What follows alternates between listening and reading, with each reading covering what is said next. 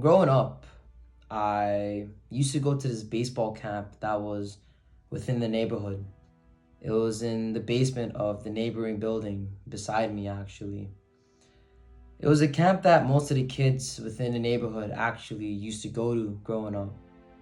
It was overall a very fun camp, as everybody in camp would be at our local basketball court, local parks, and local tennis court. Every Thursday, we would go and play baseball games and compete with other camps and communities out there within the GTA. I remember even after our competitions, we would even all get free hot dogs. And I remember I used to be so excited for the free hot dogs every Thursday. I used to always put all ketchup, mustard, and relish, all three of it, on my hot dogs, because that was just my favorite combo. Those were very simple days that I definitely do cherish for sure. I'm a first generation Indian kid. My mom is very ethnically Indian, as I grew up eating roti with dal, drinking water out of the metal cups, watching Crime Patrol and Crorepati growing up. I mean, for those of you who know, of course. Many aspects of the culture I appreciated and cherished through my mom. Also cherished it through speaking my native tongue as well. My mom would wear very traditional Indian clothing from head to toe. She would wear from in the home and out the home. She also had a very thick and heavy Indian accent. I mean, she still does to this day, of course. As in camp, I was one of the only brown kids in camp. During that time in the neighborhood, there weren't that many brown folks around. Me and my mom, we lived in the second floor, as our balcony was very low. So we therefore had a very good view of the whole neighborhood, actually. As my mom would be able to come to the balcony and see outside to check for my whereabouts, as we did have a very nice view.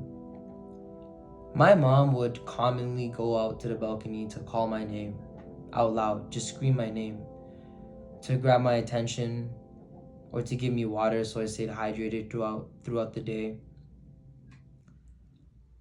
As my mom would scream for my name from the balcony, all the kids in camp outside would hear her. They would all go silent. Then some would grin. Then some would smirk. Then some would laugh. Some would even start mocking my mom's accent. I remember running as fast as I can towards the balcony because I just wanted my mom to just stop saying my name outside in public because I felt embarrassed. I remember going home and even telling my mom that to stop calling my name from the balcony, please. But she didn't take my concerns too seriously, as this became a normal occurrence. As whenever I would go to camp, all the kids would nod their head side to side, mimicking the Indian head gesture. They would also mock my mom's accent by trying to repeat the way my mom pronounces my name. I remember this would make me very, very mad. I used to grab a stick and start chasing them around, everybody, whoever was closest, with the intentions to hurt them. They would all just scurry away and run off, and I would just keep chasing. And then when I would stop chasing, they would stop, come a little closer, and start mocking my mom's accent again. And then I'll go and chase again. And that cycle would keep going on until one of the camp staff would notice and sit me out, while the rest of the kids in camp just get to giggle and laugh and enjoy for the rest of the day. That was just when I realized how much of a joke India was to people, whether it was in real life, whether it was online. I mean, especially during that time when it was the whole Omegle era, before it got banned. I mean, I'm sure we all know the stereotype of horny Indian men on Omegle showing their private parts on the website. As the jokes would start coming in more rapidly, especially with the extra use of internet as we started gradually getting slightly older, as they started becoming more creative with their Indian jokes. Every day there was a new stereotypical Indian joke and comment being made. I remember feeling ashamed to be Indian.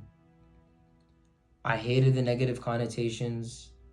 I hated the negative stereotypes that were being applied to me. And worst of all, it was so normal. God forbid you said something racist towards Black people. But towards Indians? Yeah, nah, that's fine. It's all good. This normalization towards hate of Indian people would drag me away from my culture. Matter of fact, I would start hating my culture, being ashamed of being Indian. I remember I would try my best to avoid speaking my native tongue in public, especially around my peers in camp. I remember when I would have conversations with people, especially meeting new people, and I would try to deliberately avoid the topic of ethnicity, or I wouldn't even ask the other person of their ethnicity at all, in fear that they might ask me that question back. In times when people did ask me what country I'm from, I would tell them I'm from India. But every single time I would tell someone I'm from India, deep down, I would feel just cringe and embarrassment. I mean, I wasn't proud of my country at all. Just kind of felt like deep down, nobody really respected it. That deep down, everybody looked down upon it and they just didn't want to show it through their face. Even during my high school years, when I would tell someone I was Indian, I would try to drop like a joke or a comment or make fun of my own culture. I did it in a way to, in a sense, be validated, to be more accepting, to try to fight off the labels of the negative connotations that comes with being an Indian. Trying to show off how Canadian I am, I guess. Didn't think too deeply of it at the time, as I just seen it as a way to get by. I just seen it as a way to not let the label of being an Indian skew with people's perceptions and judgments of me. But I would recognize other brown folks around me doing the same thing. Slightly deflecting conversation away from ethnicity, giving very broad answers, such as I'm from Asia or I'm South Asian, without actually specifying which specific country that they're from. That's when it really hit me of how sad this really was. I mean, nobody should ever feel ashamed to admit their culture and the country that they are from. Please skip this phase. Skip this phase of being ashamed of your culture and where you're from and your expression, as society may put bad labels on it. You need to understand that these labels aren't real. These are labels that are passed down. These are social constructs. These are labels that people put just to categorize. It's pure system one thinking. I mean, we're all just a bunch of living creatures in this big rock of a planet flying in the middle of nowhere at the end of the day. Just see it from a different lens. If you're struggling with this, don't push yourself away from your culture to try to assimilate and fit in with everyone else. But instead, be invested into your culture. Learn your history, your culture, your art, your roots, your music, and so on. You will truly see the beauty of your country by knowing its history, of how it became dependent, and so on. Every ethnicity out there brings their own shine and uniqueness to the world, as each can be cherished and valued. So can your ethnicity too.